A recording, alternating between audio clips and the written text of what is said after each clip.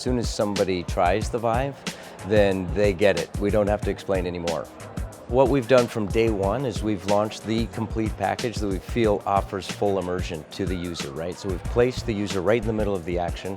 They have full 360-degree movement and absolutely the ability to use your hands in a natural way to interact with your environment. We think those are two very critical things for full immersion VR.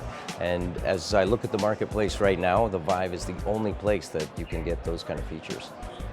Gaming is a very important use for VR, we get that, and of course the developers, like, they love virtual reality, right? All the game development companies, they're leading the charge, right? They're pioneering VR, and that's great because they're very skilled at solving problems, and that's what, you know, some of the issues that we've still got to solve. It's great to have the game developers and the engineers there.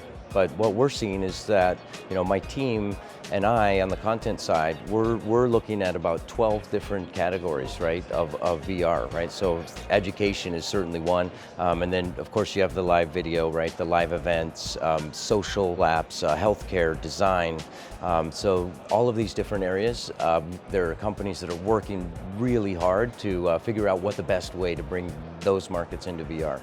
So we're supporting those folks as much as we can, because we believe that while games is absolutely the leading charge, that down the road these other categories will come in and probably dwarf games in terms of their size, scope, and commercial reach.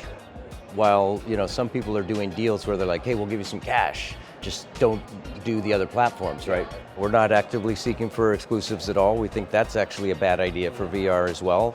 That's not good for consumers, because then consumers are being blocked out of content. It's not good for developers, because what happens is if they're locked out of 75 or 80% of the commercial viability of their future, revenue, then that's a horrible thing for their long-term business goals, right? So it's kind of trading some short-term cash for long-term viability. So again, we don't think that's a good way to go about the market at this point.